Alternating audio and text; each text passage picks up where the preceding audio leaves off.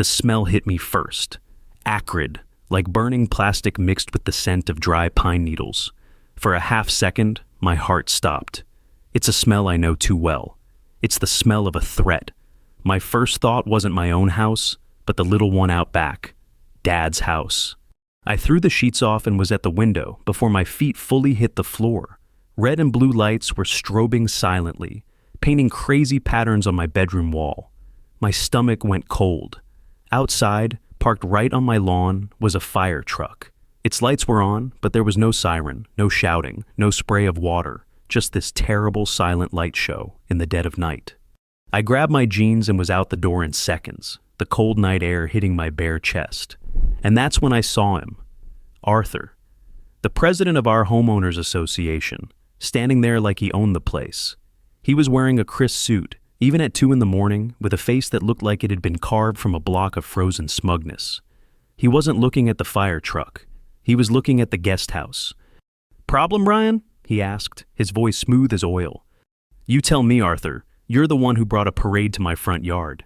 Is there a fire?" I scanned the guest house, my professional instincts kicking in. No smoke, no heat signatures I could see. Nothing. He let out a small, dismissive laugh. "Not yet. This is a preliminary inspection. We've had reports." He tapped a tablet he was holding. "Your accessory dwelling unit isn't in compliance with the new community fire code." I stared at him. I'm a fire risk assessor. I've consulted for entire counties. I built that guest house for my dad with materials that go so far beyond code, it's practically a bunker. Have you ever had someone try to explain your own job to you, but get it completely insultingly wrong? If you're watching Karenology, you probably know the feeling. Hit that like button if it sounds a little too familiar. "The new code?" I said, my voice tight. "The one you guys passed last Tuesday without a full community review?" Arthur's smile didn't reach his eyes. "The one that keeps our family safe, Ryan. Your unit is classified as a Class D fire risk." He pointed a manicured finger toward the small porch on the guest house. My old, scorched compass was sitting there, a relic I'd kept from a wildfire in Colorado, where my team and I had gotten trapped. I used it as a paperweight. It was a reminder. "And for starters," Arthur said, his voice dripping with condescension, "you need to get rid of flammable debris like that. It's a hazard." That was it. That was the needle. He wasn't just attacking my home. He was spitting on my history. He was calling a symbol of survival junk. He must have seen the flash in my eyes. He took a small step back, adjusting his tie, a nervous little tug he always did when he felt he had the upper hand. "This isn't a negotiation. The fine for a Class D violation is $10,000, and this is just a warning." He held up his tablet, the screen glowing with some official-looking document. "This isn't a home you've built, Ryan. It's a tinderbox, and I guarantee your insurance won't cover a single matchstick if I file this report."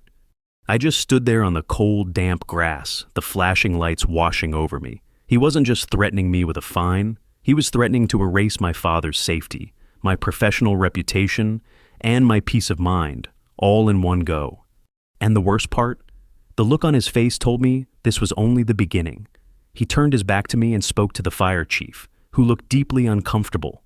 After a quiet word, the firefighters started packing up, their movements slow, almost apologetic. They knew this was wrong. I heard a soft click. Arthur was standing by his sleek black car, which was parked just behind the fire truck. He was holding his phone up, pointing it at the guest house. He lowered it, a thin, reptile-like smile spreading across his face. He didn't say another word. He just got in his car and drove away, leaving me alone in the flashing, dying lights. The flashing lights faded, leaving the street in an unnerving, profound silence. I stood there for a long moment, the chill of the grass seeping into the soles of my feet. The only sound was the faint hum of a transformer somewhere down the block and the pounding in my own ears. That click I heard. It wasn't just a sound. It was the cocking of a hammer. He had taken a picture. Evidence. His evidence. The next morning, I drove to the homeowners association office, a sterile beige room in a strip mall that smelled faintly of burnt coffee and quiet desperation. I was armed with a binder thick enough to stop a door.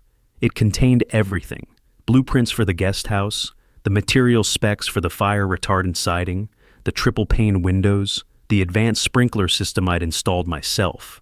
It had my father's medical records, explaining why he needed a ground floor, accessible home close to me. I was ready for a fight based on facts and logic. I was an idiot. Arthur was sitting behind a large mahogany desk, looking pleased with himself. 2 other board members were there, a woman who stared intently at her folded hands and a man who refused to meet my gaze. "Ryan," Arthur began, steepling his fingers. "Good of you to come. I trust you've considered how you'll be paying the fine."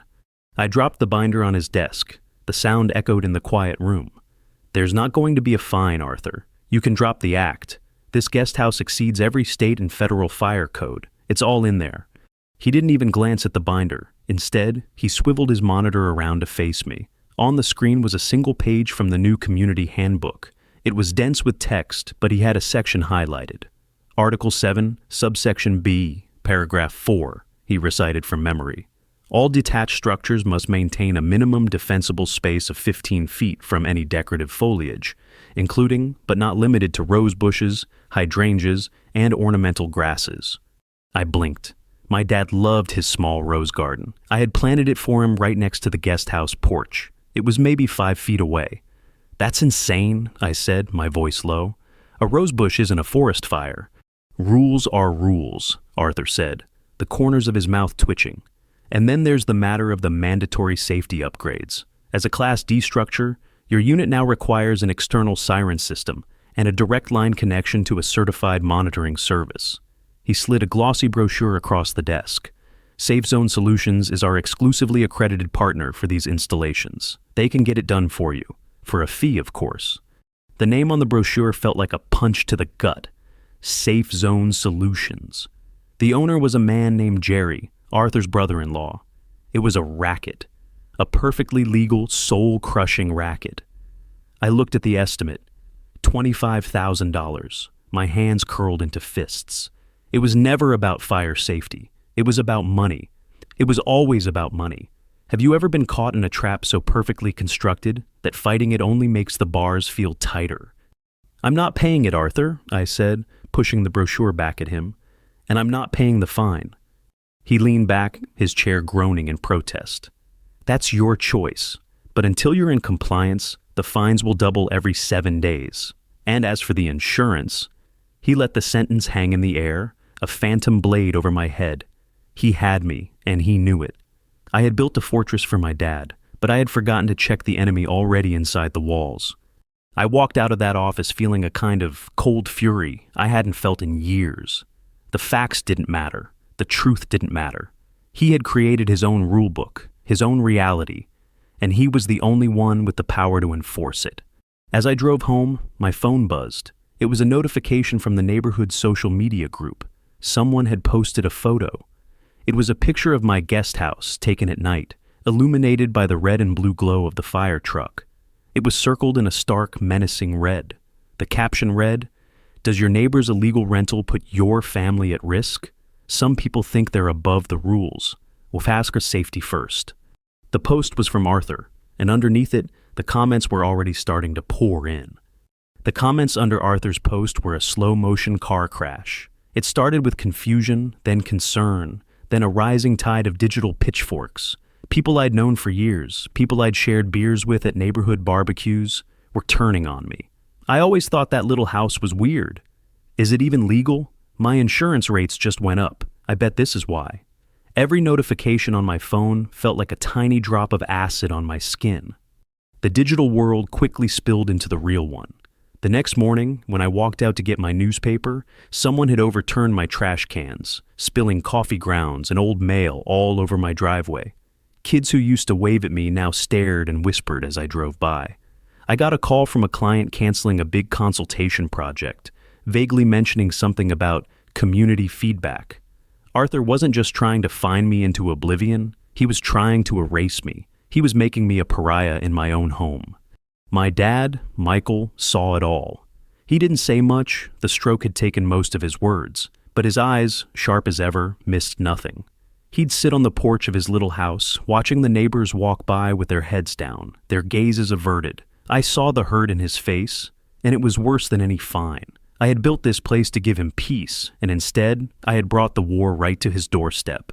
One afternoon, I was cleaning up the ever-present trash on my lawn when he wheeled himself out. He pointed a shaky finger at the overturned bin, then at me. His expression was clear. "This is because of me." "No," I said, my voice rougher than I intended. "This is because of him." I didn't have to say Arthur's name.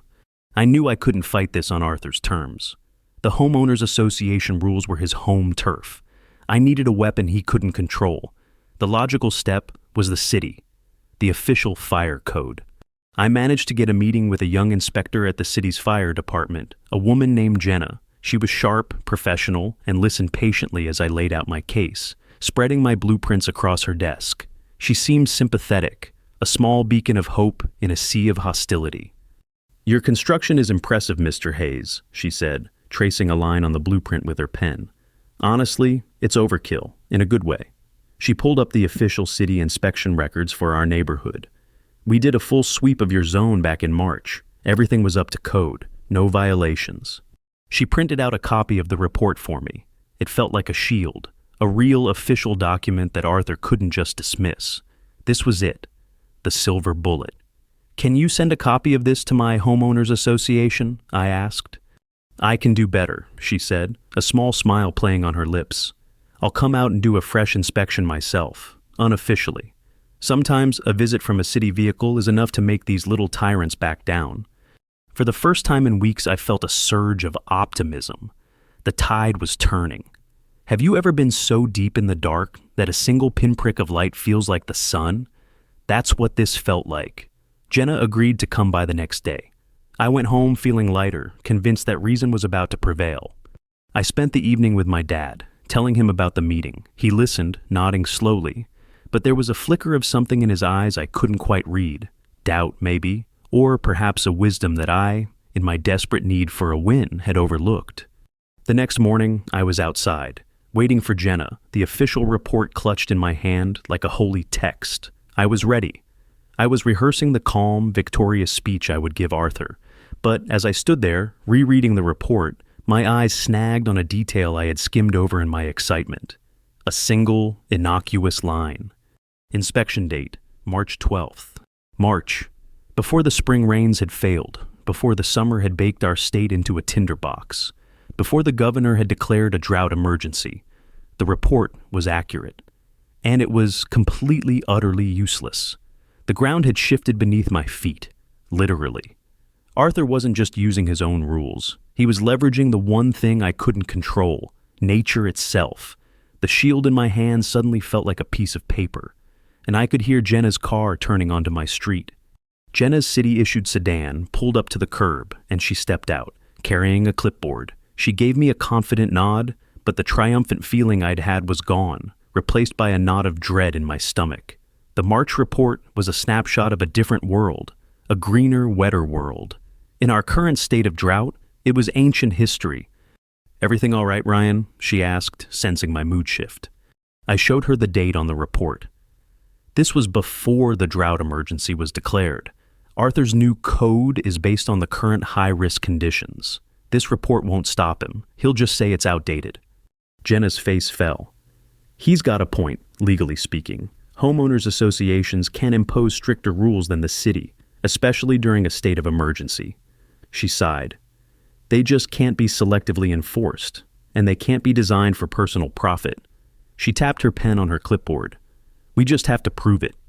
The conversation felt like a dead end. We were back to my word against his, my binder of facts against his book of fiction. But then, as she spoke, an idea began to form. It was a long shot, a crazy thought born of desperation. If the ground had changed, I needed to show the real risk. Not the one Arthur had invented in my backyard, but the one he was ignoring everywhere else. I looked at Jenna. "You said you're here unofficially. How unofficially?" A curious glint appeared in her eye. "What do you have in mind?" Let me back up a bit. My work in fire risk assessment isn't just about buildings. It's about landscapes, fuel load, wind patterns, heat maps. For years, I'd been using drones with thermal imaging cameras to get a bird's eye view of a wildfire's behavior. It was a tool for seeing what the naked eye couldn't. My personal drone, a high-end model I'd customized myself, was sitting in my garage. "I have a theory," I said, "but I need data. I need a map of the real fire hazards in this neighborhood." That night, after waiting for the last light to fade from the sky, I launched the drone. It rose silently, a mechanical ghost against the starry sky. On my controller's screen, the world transformed. It was no longer a peaceful suburban neighborhood, but a mosaic of heat.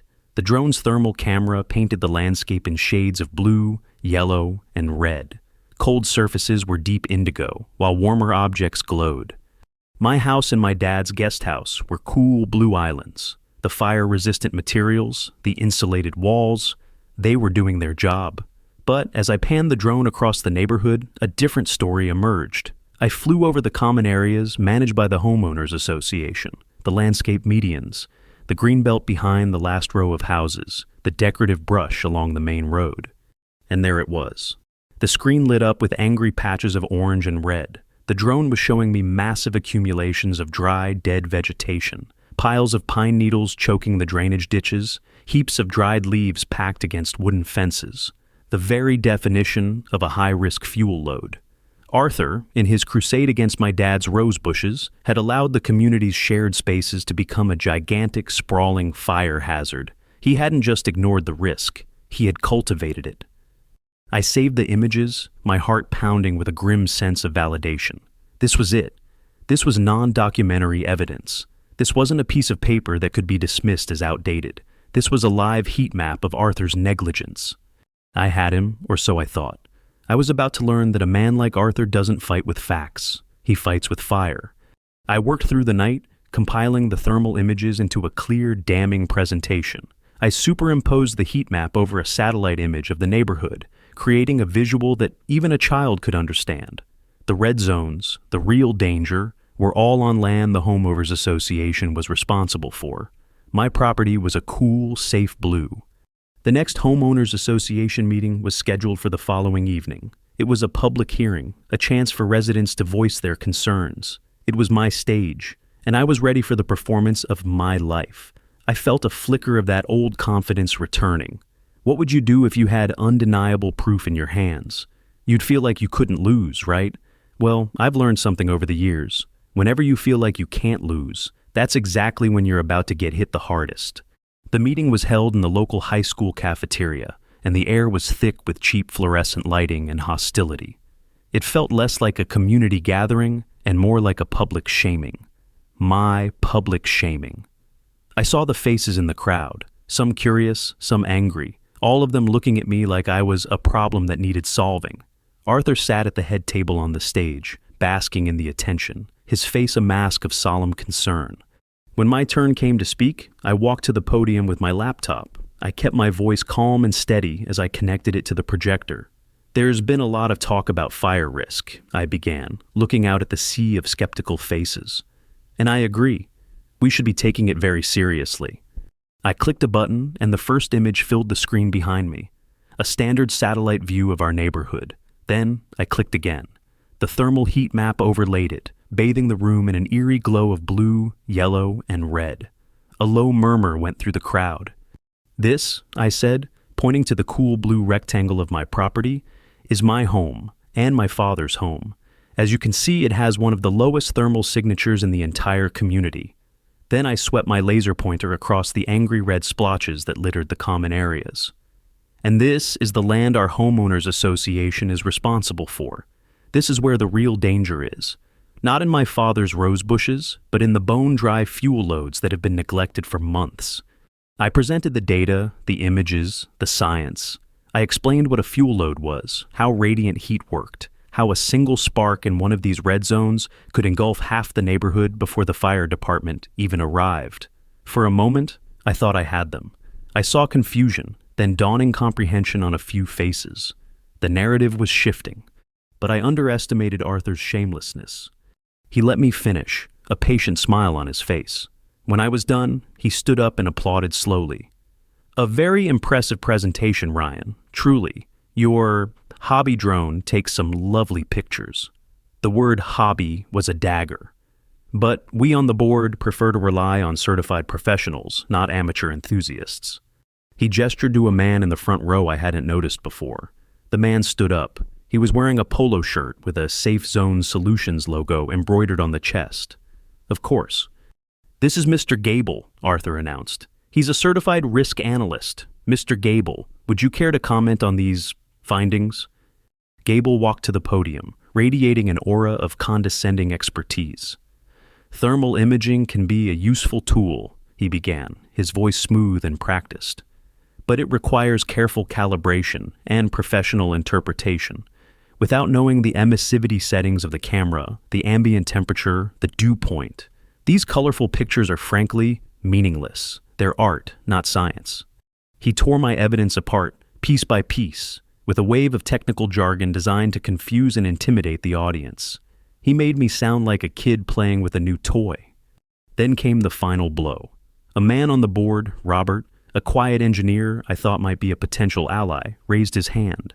I had spoken to him earlier, and he had seemed to understand the technical points. I looked at him, hoping he would challenge Gable. "A question for Mr. Gable," Robert said, his voice flat. "Your analysis seems very thorough. Are you saying that Ryan's property is, in fact, the primary risk point as the board originally identified?" My stomach dropped. It was a leading question, a setup. "Absolutely," Gable said without hesitation.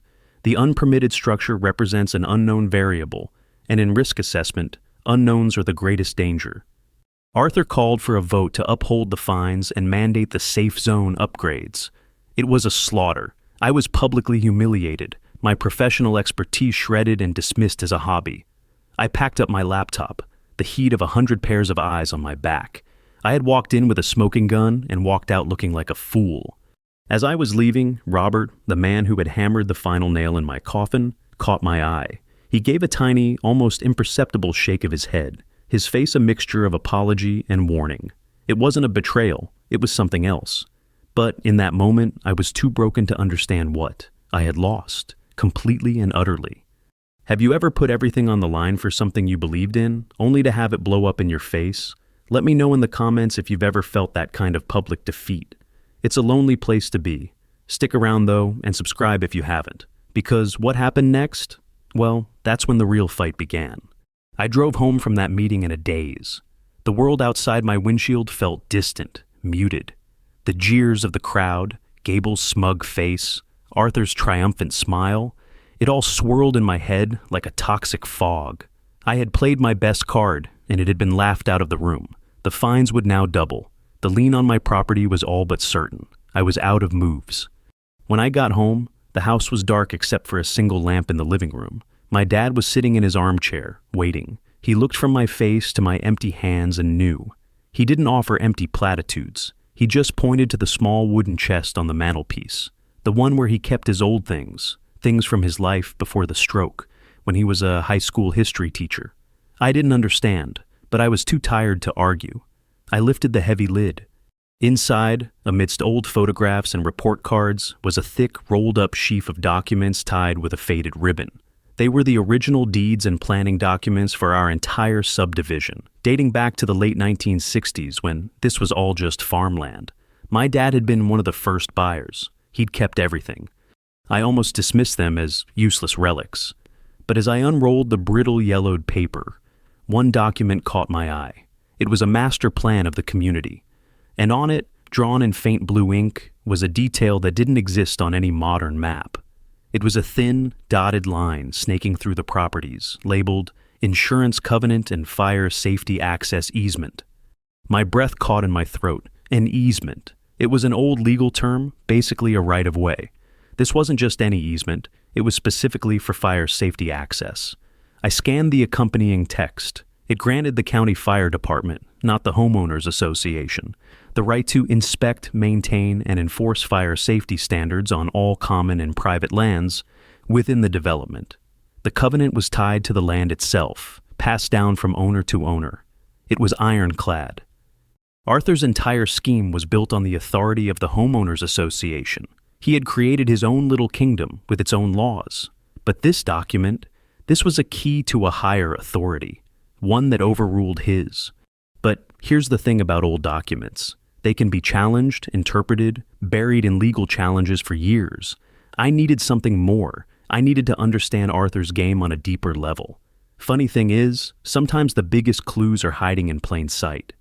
I started thinking about his business, the Safe Zone Solutions racket, the inflated fines. It was all about cash flow. But where was the vulnerability?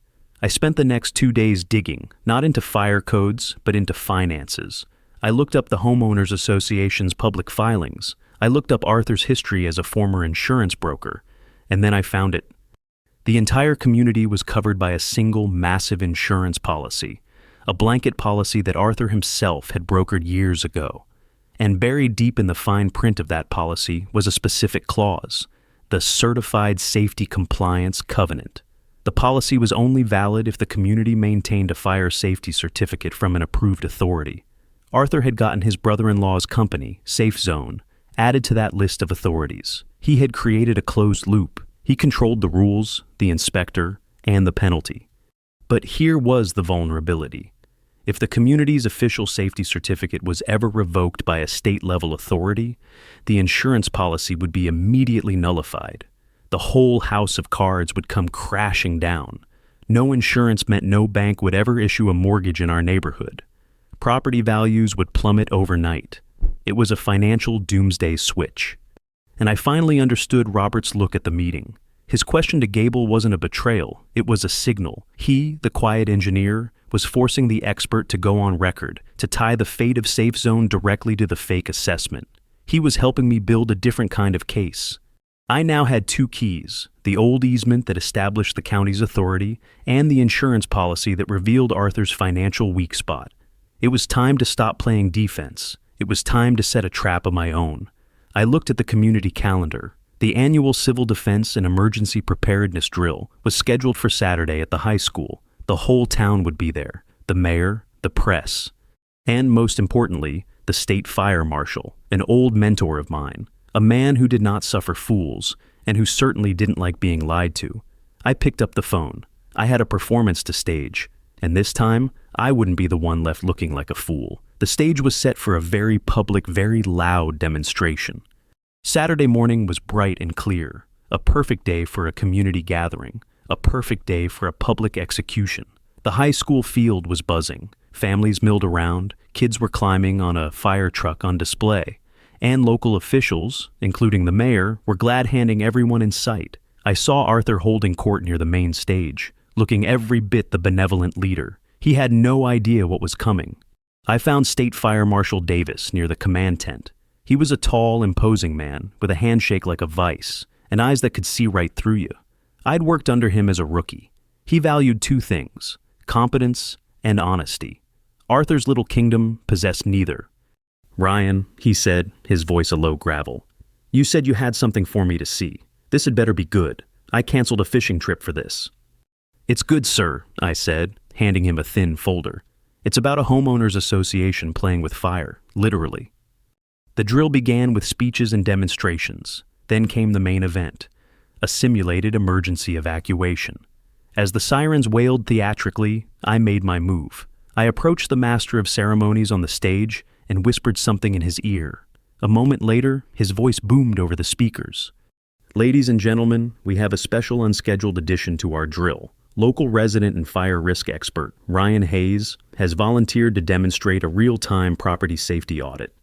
A ripple of confusion went through the crowd. I saw Arthur's head snap up, his smile vanishing. He started to move toward the stage, but it was too late. I was already at the microphone. Marshal Davis was walking toward my house, which was visible from the field. "There's been a lot of concern about the fire safety of my property," I announced, my voice carrying across the field. "So I've invited the top authority in our state to settle the matter, right here, right now." All eyes turned as Marshal Davis and 2 of his aides approached my dad's guest house. A local news crew, tipped off by an anonymous source, me, followed them, their camera rolling. This was the live test. No more reports, no more jargon, just reality. I watched on the big screen with the rest of the town as Davis's team went to work. They used a thermal lance on the siding, a device that heats a surface to over 1,000 degrees. The siding charred but didn't ignite. The camera zoomed in on the temperature gauge. My dad's little house was a fortress, just as I'd built it. Then I directed them to my final exhibit.